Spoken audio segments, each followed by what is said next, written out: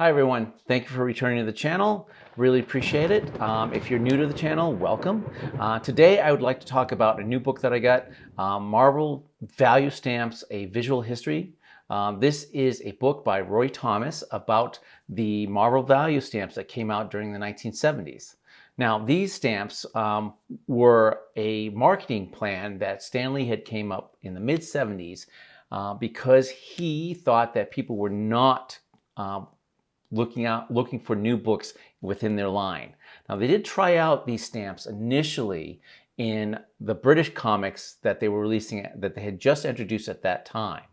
Now these were like little tiny already artwork that existed, and if you collected them, you could mail them out and get a photo poster of Spider-Man, which, you know, this is the poster that you would receive. And it worked really well for the British market, so Stan Lee thought that he'd bring it around to put these value stamps, which basically the outer edge look like postage stamps, so that he could get people interested in collecting them so that they would try other magazines, because he would pepper them through the different titles at the time. He just didn't think that they were getting enough people looking at new books. So around 1974, they started this marketing campaign, and at the time, Roy Thomas writes that Stan Lee really didn't know what the value was of these stamps. They were, printed in the books around 1974. They were Series A, and there were going to be 100 stamps, and all of them featured Marvel heroes and villains, taking artwork from original books, and then also maybe changing them out a little bit so that they could be utilized for the stamps, and again peppering them through different titles. So about mid-1974, these stamps started appearing in titles of Marvel Comics, typically on the letter page. So when someone opened up the book and they were reading the letter page, they would see a copy of the stamp, and so what they were expected to do was mail away for a stamp book, and then you would cut out your stamps, paste them into the stamp book, promising some sort of great benefit from doing this. And again, initially when they started this in 1974, Stan Lee wasn't sure what the benefit would be. What it turned out later to be was they used them for discounts on conventions, but these conventions happen on the East Coast and the West Coast mainly, so a lot of mid-country or mid-United States comic collectors were not really benefiting from it, and they were, starting to be vocal about it. So what they did do was they started using them for discounts for Marvel merchandise. And again, the whole point of this was to get people interested in other titles other than the ones that they were collecting.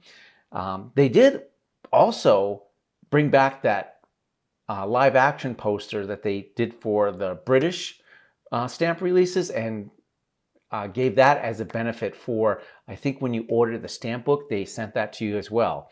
And I guess this turned out to be a really good marketing plan. It actually was pretty successful for Marvel during the 1974. They were getting a lot more people interested in other titles. They were getting a lot more purchases of Marvel merchandise because of the discounts. So the Series A, again, they featured a picture of the heroes on each stamp. There were 100 stamps, 1 through 100. They were, again, taken from existing artwork. And again, they ended with stamp 100 was supposed to be the special stamp of Galactus. When Stan Lee promoted these stamps, he did it on the Marvel bullpen page. That was a page that gave Marvel news in each comic. And he promised that, these were going to be peppered out, but he said that stamp 100 was going to be very rare and only show up in one book. That was not the case. It did show up in multiple books.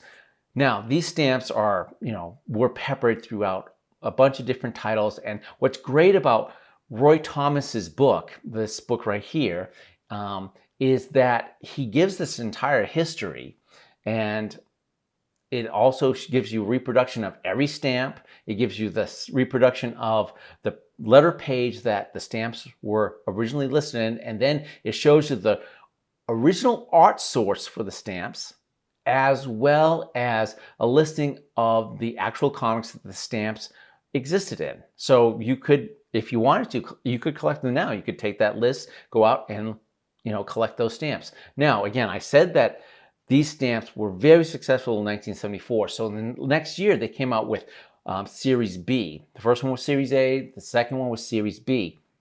And in 1975, Series B was a little different. Instead of having individual stamps with the individual artwork of a hero or a villain, they actually created these little mini puzzle posters. So you'd have something like this, where it might feature Spider-Man, Doctor Strange, and other heroes that you would collect pieces of the puzzle and then connect those. Again, ordering a stamp book that you would put them in. Again, you would get discounts on the convention attendance and as well as Marvel merchandise.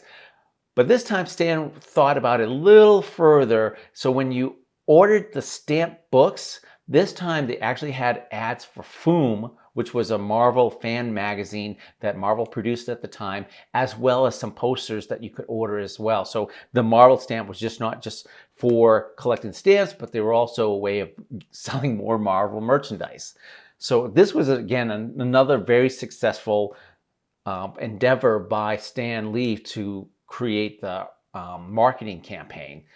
And here's the thing, I told you that, he had all these puzzles, posters that you could put together, and one of them was, and Stan Lee was, quite a self-promoter, one of them was actually Stan Lee himself, which he, said was a special, secret poster at the time in the Marvel bullpen that he was publishing a lot of this information on. And again, he was very much a self-promoter. Now, these stamps, are in books, and you can find them pretty easily, because even at the time in 1974, 1975, comic collectors, many of them were reluctant to cut these out. So you could buy the issues and find those stamps pretty easily. And many of the issues are, are not terribly expensive nowadays. A couple of one or two. So if you wanted to actually collect a set of these, you could. Now, that being said, can you find these, to order? Can you collect them? I was only able to find a couple of things about the Marvel value stamps online. One person was actually selling this book that they had made themselves, but it had every Marvel stamp in it, and he wanted $549 for that. So that's one person. And then another person had a listing for the stamp book. No stamps in it, just the stamp book, and that person wanted $499 for that stamp book. Again, these are pieces of Marvel history that not a lot of people have access to. I don't know if that's worth that price or not. I don't know. But occasionally they do pop up, and you can find them. Now, Marvel stamps did have a kind of revival later on. In 2005, they did a revival of the Marvel stamps with the stamp book, and you could collect stamps. I'm not really sure how well that went over. And then in 2017, they had another revival of the Marvel stamps. So this might be something that might pop up occasionally as we move in the future. But Marvel Value Stamp, A Visual History, is a great book for nostalgia. Many of you who might be watching this might be younger and not have that connection, but 74, 75 was the peak of me collecting comics when I was a kid. And so I saw these stamps in almost any book that I collected at the time. And they were always there. Of course, I didn't cut them out. So this is a little piece of history that I just have this connection to.